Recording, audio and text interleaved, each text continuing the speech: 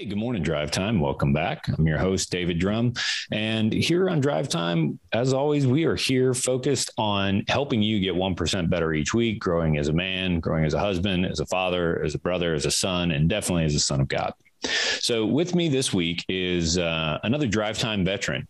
We have with us Riley Ross. Riley, welcome back. Thanks, man. Appreciate it. So Riley is, I know a lot of you guys watching, you consider yourself like a man. Riley's a man among men. He has trained special forces. He has trained elite Division I athletes. But ultimately, he is a devoted husband and father. And more than any of it, he just strives every day to grow in his relationship with Christ. And that's why I love having him on here, because his perspective is just very unique. So, Riley, you and I were talking a little bit already about this idea of when we first, I just started identifying ourselves as a man. Like we became, what we thought a man was supposed to be. And you just had a really cool perspective on it. And I'd really love for you to jump into that and explain to the guys who are listening what we're talking about.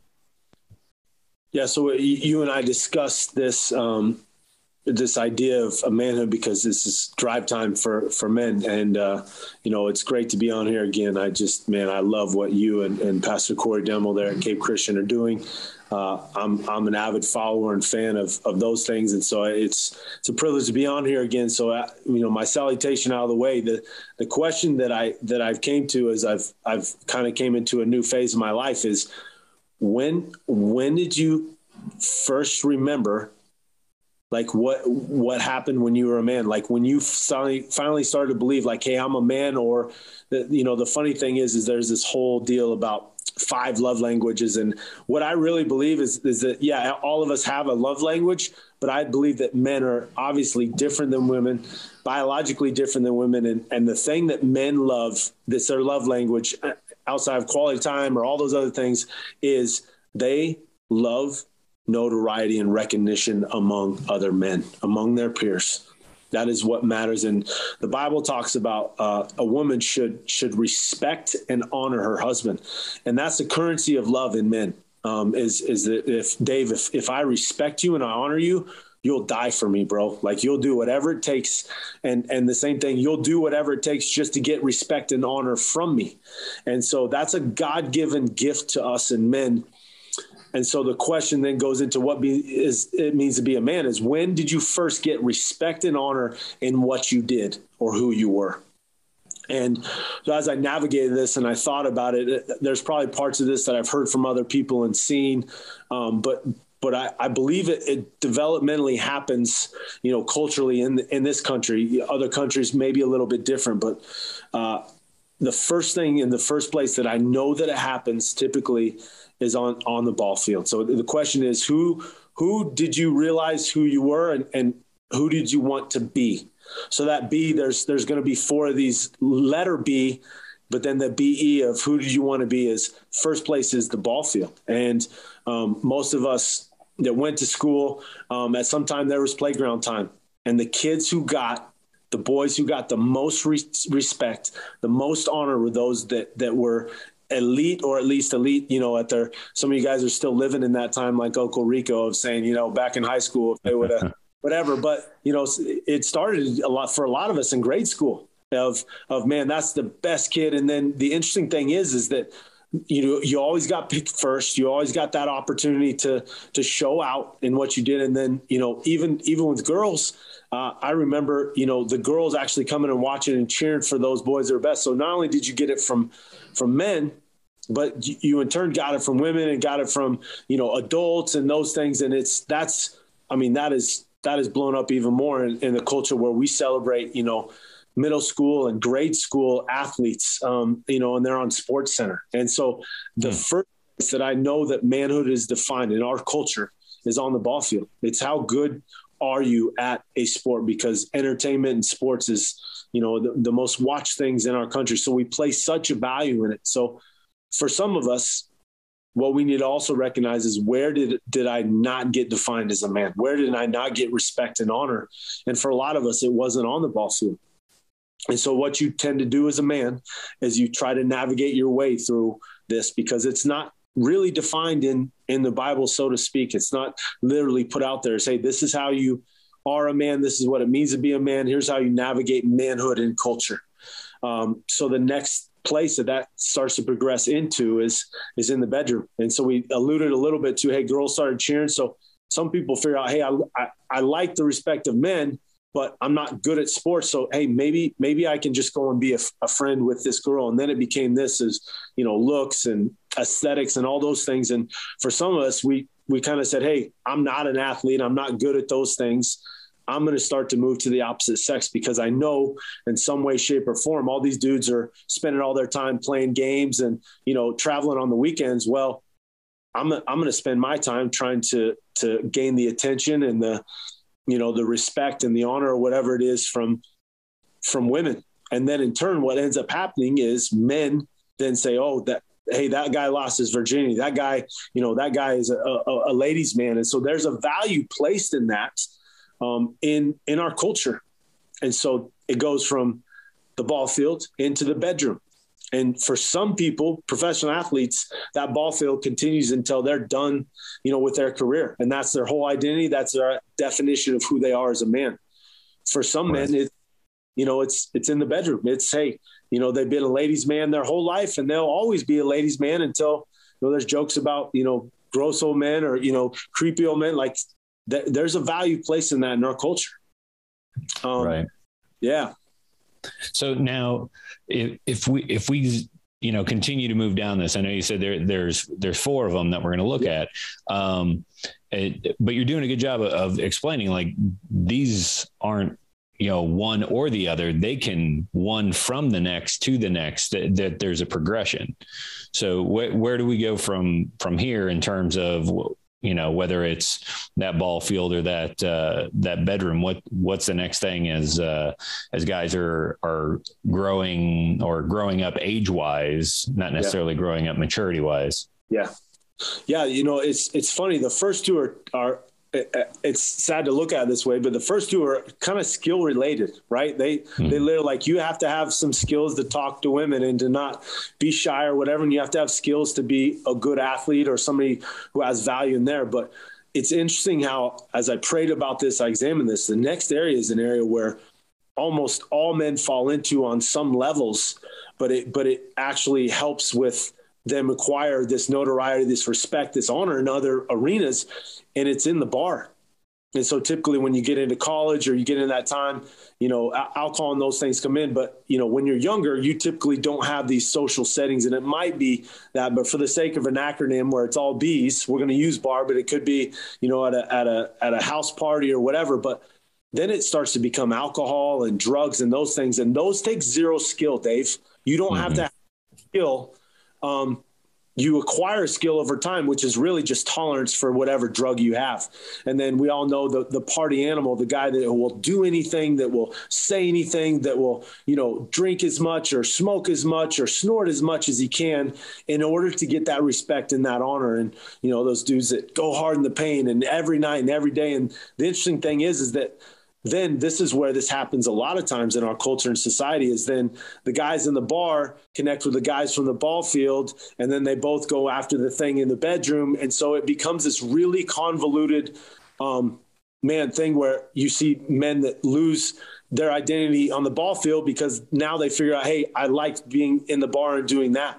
And they're trying to mask pain. They're trying to mask who they really are, and they're just confused in that. And so they end up going into this 3-headed monster of, ball field, bedroom, bar, or a 2-headed monster of that. And it becomes this mess of a man that a lot of us see, which you kind of talked about, which is they're not necessarily a man, but they are gaining this ground in what our culture defines as manhood.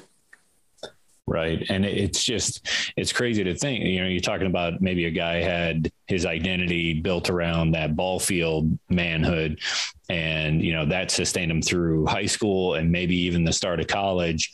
And then suddenly he gets either injured or cut, and now he's lost that. And without that, he's going to go chase it in another one of those areas, whether that's the bedroom or the bar or whatever. You talked about masking pain. I mean, there's just so many different aspects to this. So what's the last one? So, yeah. So leading into this is this is probably the place wherein there's young entrepreneurs and there's, this is taken on probably a quicker element with cryptocurrency and whatever. But the next place that I think supersedes all these, because you can't attain it to a certain level unless you have a family that's rich or whatever, is it's really in the bank account or the billfold. And that place is the place where respect and honor is almost ultimately gained in this society, is how much money you have, because then it allows you to get most of the other things. If you have a lot of money, you might not be able to be an elite athlete, but you can go to elite sporting events. So now it becomes, hey, I've been to every Major League Baseball game, or I go to the Super Bowl every year. Well, that takes a lot of coin. Or, hey, I go to the Masters, or all those things that Pastor Corey tries to do with his his other currency, which is charm. But what you end up doing when you have money is then you can acquire women. Then you can acquire more drugs, more alcohol, all those things. And so, it talks about, the love of money over other things is the root of evil. And it's because you can have access to so much more. We think about the story, David, the prodigal son, and he already had all these things in his heart. But then when he got money, all those things just exponentially increased in his life. And so he had access to all this stuff. So the crazy thing is our society and our culture, because we are a rich culture, most kids at some point in time have access to that. And so then it feeds into all these other elements of that. So the bank account or the billfold is almost the entire portion of that, which is, that's the highest echelon. So if you're an elite athlete, you do it so you can make a lot of money. You get to there and you get to women. Well, you probably can't keep a woman if you can't provide for yourself and you can't provide for your family. Right. You've got enough money at some point to support your drug and your alcohol habit. So all these things kind of almost go into this cyclical element where we're pursuing some portion of manhood in culture because one is not enough. And we know that money is never enough, because if you're feeding into all these things, you have to have more. You have to have more. So it becomes this thing where we value these moguls of manhood in society, where they have all this and they do all this. But what we know from so many sad stories is that it's an empty pursuit, Dave. It's something that absolutely at the end of the day leaves men wanting and willing to do whatever it takes to stay at the top. And man, it's hard. It's, we've seen it. We've been challenged by it, as all of us have been guilty of it at some, time or juncture in our lives. Right. And as you're explaining it, I'm just watching the layers get folded back and forth. You're chasing one, then you chase another, you're chasing this and then that, and they all get entangled.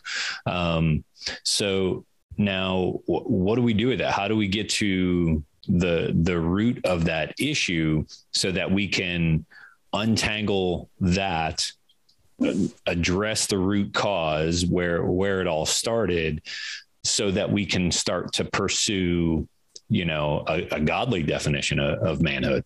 Yeah. Yeah. So it's a lot of unraveling. And the first thing and the best thing always is, it talks about in James 1 is an incredible chapter.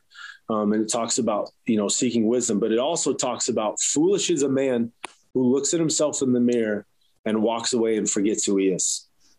Mm-hmm. And I would say the more foolish man, to go into my own translation, is even more foolish is a man who never looks at himself in the mirror in the first place. But for most of us, that time of looking in the mirror is usually when things hit the hardest, when we're at rock bottom, when we realize we're a fake and a failure. And when that happens, most men look at themselves in the mirror and then they walk away and say, hey, I got to figure out a way. And they don't really see who they are. So the challenge on this drive time for us that you and I discussed is how do we close this in a positive, like, affirming manner, because we want to walk away and feel good about the day. But sometimes, man, the steps towards being great is realizing how not great, how weak, how feeble we are in our attempts to try to navigate this thing called manhood. And ultimately what we want to be is to be defined as a man of God, like David, a man after God's own heart. And the challenge is that to actually look at ourselves in the mirror is we've got to realize Romans talks about in Romans 1, it speaks about how we exchange the truth of God for a lie.